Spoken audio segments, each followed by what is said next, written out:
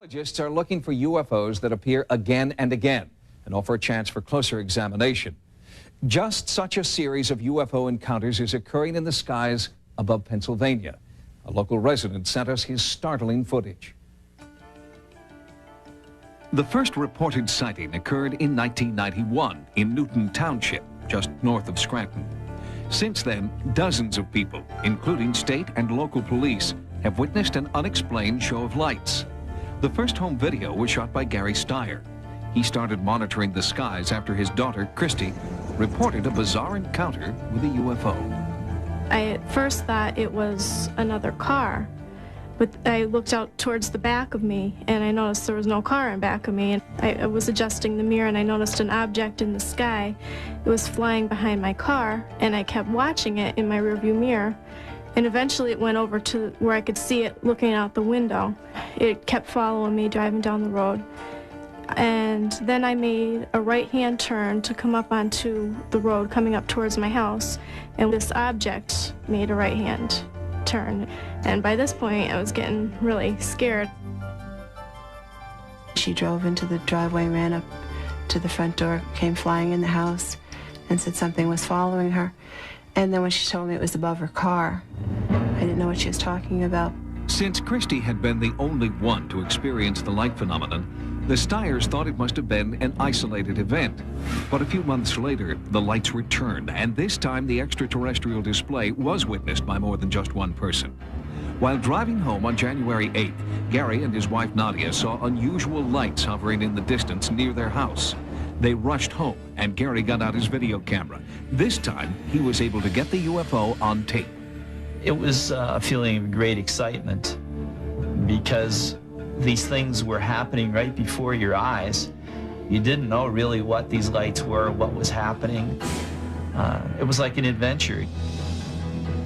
Being a respected school teacher, Gary Steyer was hesitant to call the authorities, fearing public ridicule. But when the lights continued hovering for several hours, he finally decided to alert the police. 911 emergency. You want to report what? And within a matter of minutes, Officer Callie arrived along with 3 state policemen.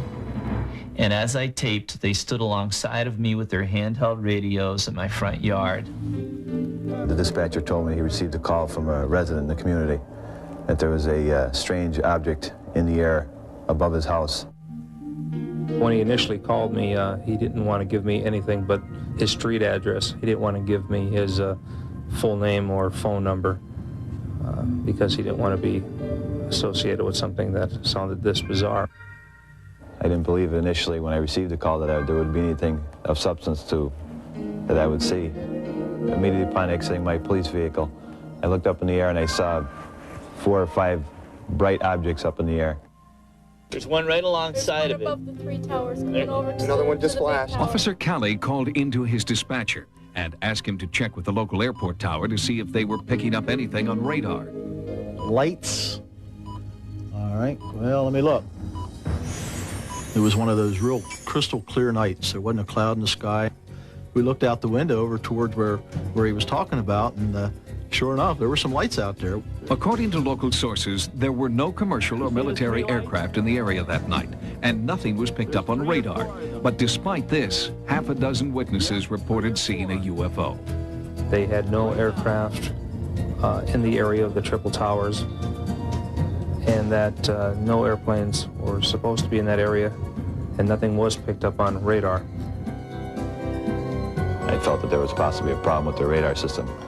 Shortly thereafter, he contacted me back and said that they checked it again, and there's nothing up there. The lights appear to be most active over this area, Bald Mountain. Pam Zakowski is a local newspaper reporter who first broke the UFO story. She was an impartial observer until she hiked to the top of Bald Mountain with UFO investigator Irene MacDonald. Near the summit, the 2 women had a terrifying encounter. We were merely poking around, actually trying to see where Gary Steyer's house was from the top of the mountain, when 2 men in a pickup truck pulled up, drove up the access road, and they both got out, and one was older and one was younger. They both had guns, and they were incredibly angry, They said, "You're trespassing, you know you're trespassing, what are you doing up here?" I said we were just taking a walk in the winter. I wasn't going to say we were up there looking for evidence of UFOs. When I saw their intense anger and their guns, I knew that in 30 seconds or a minute, I either would be alive or I wouldn't be. We agreed to leave, but we had only been up there probably maybe 5 minutes at the most. And what's unusual is the fact that almost everybody at one time or another in this area has climbed that mountain for exercise or recreation and never have been threatened with a gun. Pam Zikoski never saw the two men again and believes they were not local. She ran a search on their license plate number, but that has only deepened the mystery. The plate number does not exist in any Pennsylvania motor vehicle record. The identity of the two men is still unknown. Could their appearance be somehow related to the unexplained lights in the area? After the incident on Bald Mountain, the UFO activity has only increased, and more witnesses have come forward. It was just about dusk, and as we were there up by the power lines, all of a sudden, these objects started coming up out of the treetops. They were just everywhere. Seemed wherever we turned, there was another one. I just remembered not hearing a sound. But not everyone in the area believes the lights are UFOs. Karen and Bob Siemens own the airport in Factoryville, about 10 miles south of Bald Mountain. They believe people are simply sighting their newly installed beacon. I think because we had put a new beacon up and people in the area were not used to seeing the light, I really think it's just too much of a coincidence. Investigating the Siemens theory further, we took Gary Steyer's footage and overlaid footage of the airport beacon taken from the same angle. Using a grid system, it appears impossible for the beacon and the lights to be one and the same. We also took the videotape to ufologist Jeff Sainio. After careful analysis, Sainio has concluded that the lights are not conventional aircraft, nor are they a hoax, and they're definitely not emanating from the beacon. My impression of this tape is that it certainly wasn't faked. Here, all of the unusual lights are moving laterally. And so an airport beacon light doesn't move laterally. So that couldn't explain any of the 5 interesting points that I found on this tape. As if in response to increased interest in the lights, the UFO activity has subsided in recent months. But the people of Newton Township keep their eyes and camcorders pointed to the sky, anticipating the return of what some believe is an alien spacecraft. All I know is that we taped some unusual lights and objects in the sky. The night of January 8th did happen, and I wasn't the only person that saw these things. There were hundreds of other people who had similar experiences, but they didn't have video cameras in their hands. And all I can say about the tape is that it speaks for itself. Right now, the skies near Scranton are quiet.